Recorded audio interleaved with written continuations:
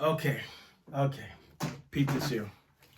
I have been playing the game on a Saturday like today, and I come to a strange realization.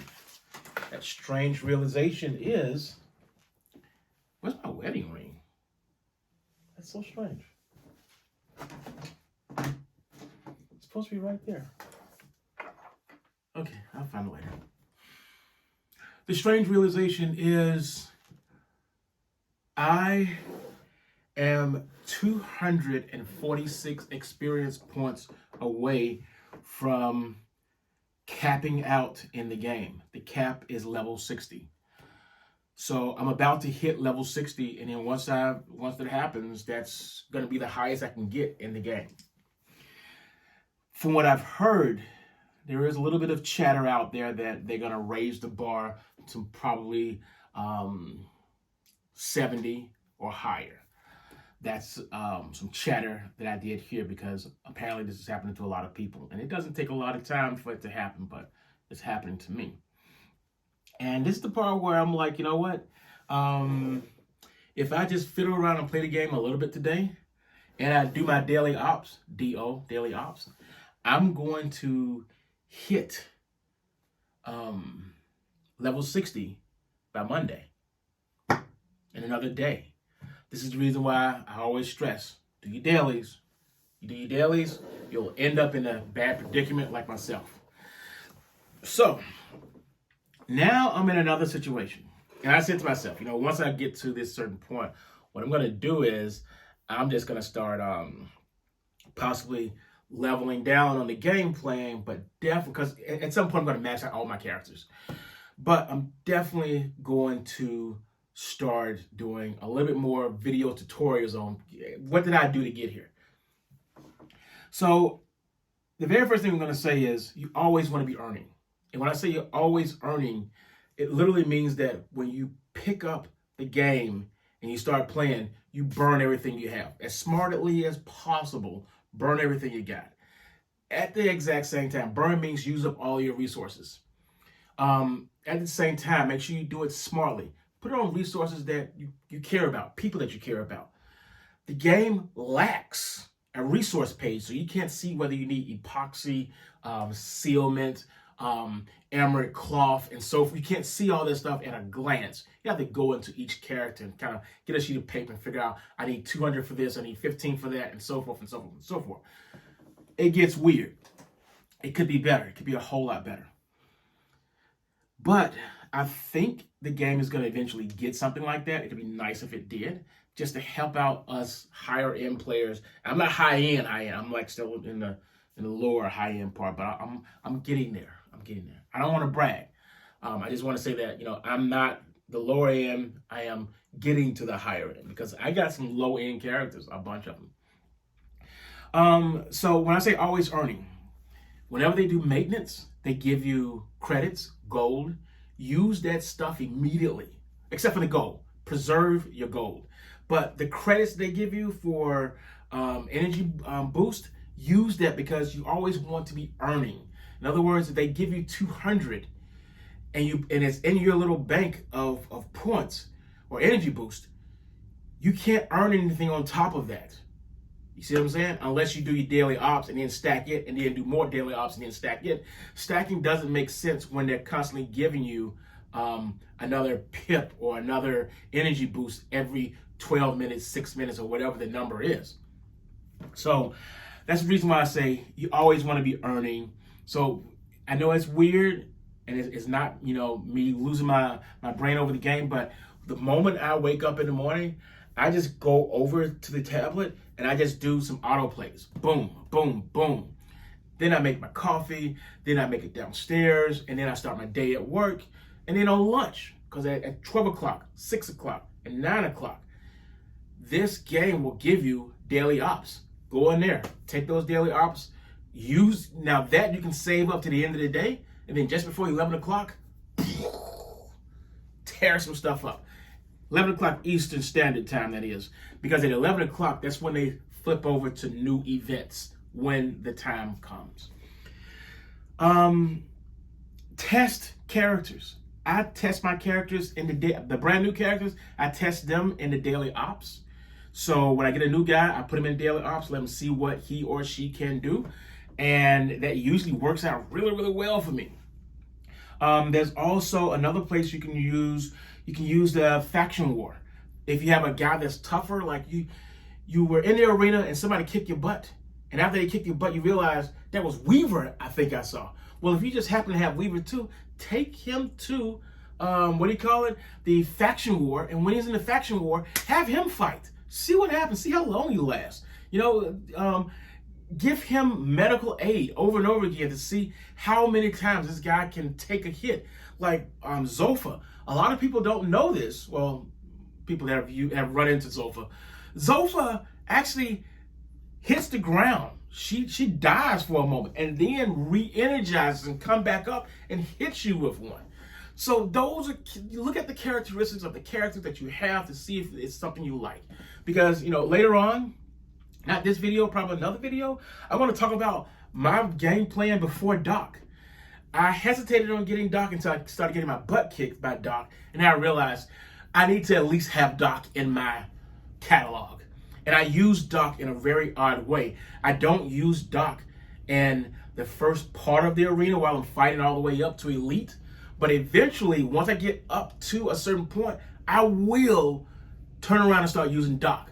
But before then, I'm using a somewhat similar version of brute force. Even if you're new, you can use brute force. So what I'm going to do is I'm going to record this session here, and I'm going to show you how I use brute force. I have 18 pips or energy boosts for the arena. Turn the audio on here. Oh, what's that? What did I just do? It's acting funny with me. Don't act funny with me. Arena. There we go. Arena. There we go. All right, so what I'm going to do is I'm going to kill that, and I'm going to bring it back. There we go. Bring that beat back. There we go. Okay. So what we're going to end up doing is I have 18 energy boosts. So that's enough for 4? I don't do the math. Forget the math. I'm not into that. So what we're going to end up doing is I'm going to show you my version of brute force, and this is what I do not do. Okay, getting rid of everybody. Brute force to me is using Coda, using Muntang, using Brown, and my girl Gridlock, and who else? I use something. This is one version of brute force. There's another one. So this is only 127K. They're gonna go in there and they're gonna do their little fight.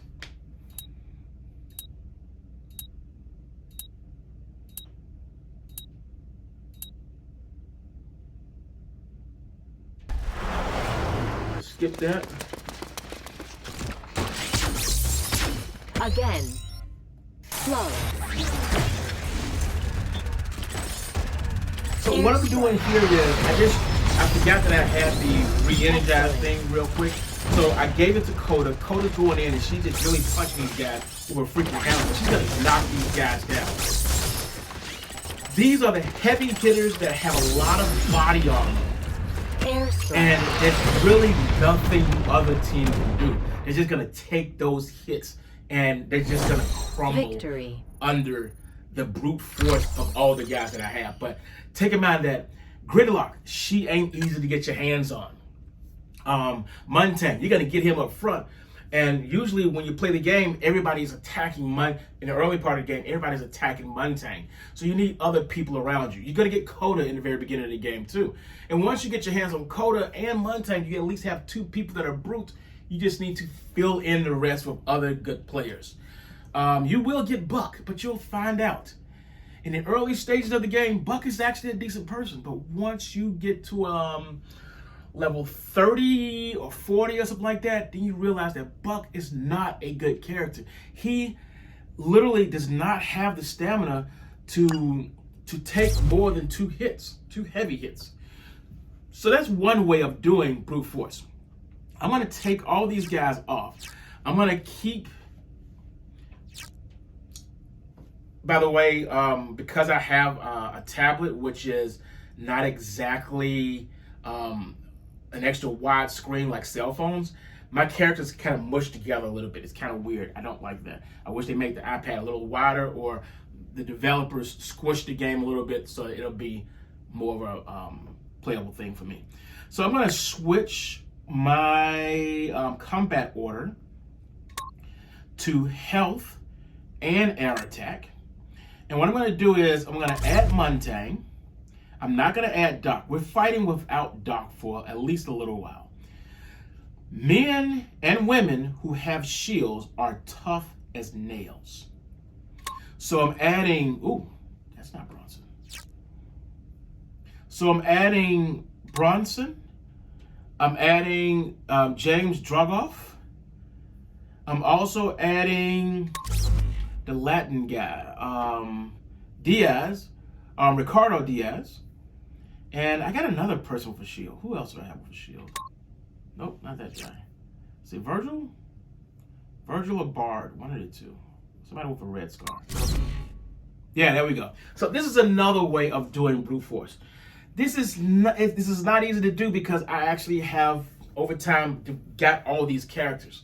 But because their health is so high, I can literally wear down the other team. So I'm going up against Montaigne, Doc, Coda, Buck, and I need to watch out for Wayne because the person does have a good Wayne, but I don't think they're that great. I think this is the person that does what do you call it, territory war. Airstrike. And what I'm going to do is these guys' health is so heavy that I can just wait it out. Let the clock run down. They can't stay protected forever. And hopefully this will work. It doesn't always work. Now, another tactic that I always do is I don't necessarily attack Doc. I attack the people around Doc because I want Doc to waste all of his skills and powers healing other people and not healing himself.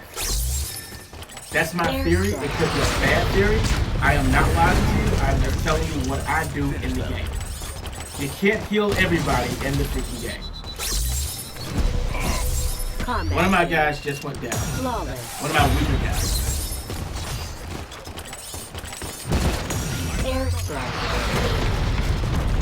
So I'm attacking Buck right now.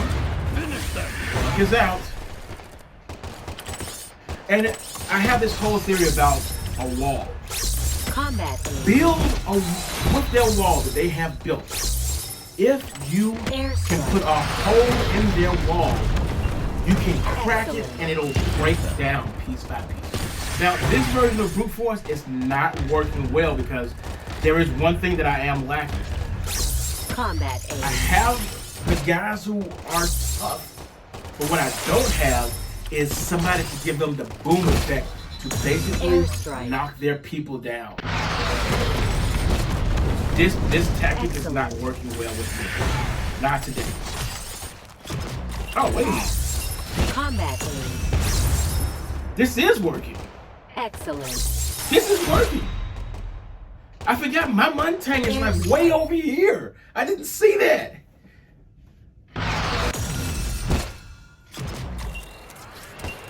Okay, this is gonna work out. This is gonna work out very well. Okay, it works. Okay, I was hoping it was gonna work. I was like, oh man, I don't want to look stupid on this here. Basically, what I did was, it was a slightly even battle, but what I did was I stacked high-end guys who literally were just too strong, and I wore down his defenses. His Doc eventually died. His Coda eventually died. And even the last person to fall on his side was more likely the toughest person, was his Montaigne finally laid down, put a pillow under his head and went to sleep. That worked. So that's another method of brute force that can work, but doesn't always work. But everything kind of flipped when Doc started running out of juice. Okay, so we're going to switch it up a little bit. What I'm going to do is I am going to get rid of a couple of these guys here. This is the way I used to, we're still going to stick on the brute force. I'm going to put Coda in there. And I am going to add somebody with a punch effect, because I need somebody to do some hard punching for me. So I'm adding Nomad, the man. And who else? Probably somebody who throws grenades. Who's a good grenade thrower? You know what? If you're new to the group, if you're new to the game, you're going to end up getting Buck anyway. So I'm going to show you Buck. And as for a healer, the cheapest healer or the easiest healer you can get your hands on, or at least a person to give you some kind of support, is going to be Laura. She's ready for available. Battle. Is her name Laura? No, I keep calling Laura. Karen Bowman. I have other people that's available, but she's good. This is an alternative to Doc. So we're going to go in there. It's going to be the last battle that I show you for now. Airstrike. Because I don't want to go too much into brute force, but you should get the idea. Combat aid. I still have my combat aid going in. I'm giving it to my man, Nomad, because I want him to crouch down, just get it, and boom, he shot it at 2 people. Airstrike. Not everybody went down, but that's okay. We still got time. Combat aid. I sent it over to him again. I could possibly lose this here because I brought Buck. I should not have brought Buck. Come on, guys. Ooh, hard hit. Airstrike. I could lose this. Finish them. I think I got this. Combat aid. I think I got this. So I got Buck and I got James Drugoff still going. And it's only Doc that's left. Ooh, he got missile attack. I do too, buddy. Come on. Drugoff, throw something at him. Buck, throw a grenade. No, Buck, throw a grenade. Throw the grenade, Buck. Throw it. The only thing their Doc can do is heal himself. I have my own healing factor too. So all I gotta do is just try to weigh it out. My Buck is actually really tough. He's like 7 stars. Combat aid. And the only other person I have on board is James Drugoff, who has a shield. Remember, the guys with shields have higher health than normal. So if I give Drugoff some a little bit, and then I give Buck some every once in a blue moon, I should be able to survive this. Airstrike. And that's it. That's it. Take the ring off. That's the end of this video. So that's my way of showing you that brute Mission force complete. can work, but brute force needs to be seriously thought out. You need to really bump up your gear grade so that every time you hit them, you hurt them. And that's about it. Also in the arena, even if you're not a player who plays the arena all the time, on Thursday, you need to start playing the arena because Rivals open up. Once Rivals opens up, every single time that you play the game, there's a clock that's going.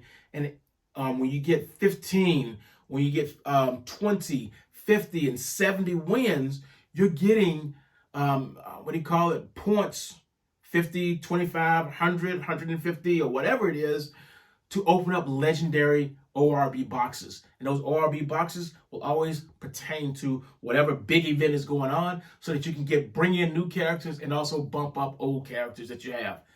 That's all I got to say. For now, I will do another video. It will not be brute force. It'll be something totally different because we still got to talk about snipers. Even though in my group of guys, I have Weaver, and he is the best sniper I've seen in a very, very long time. I use him a lot. Thank you for watching. I can actually promise you that I will be doing more of these here videos. I've got everything written down on paper here, so I just got to churn it out.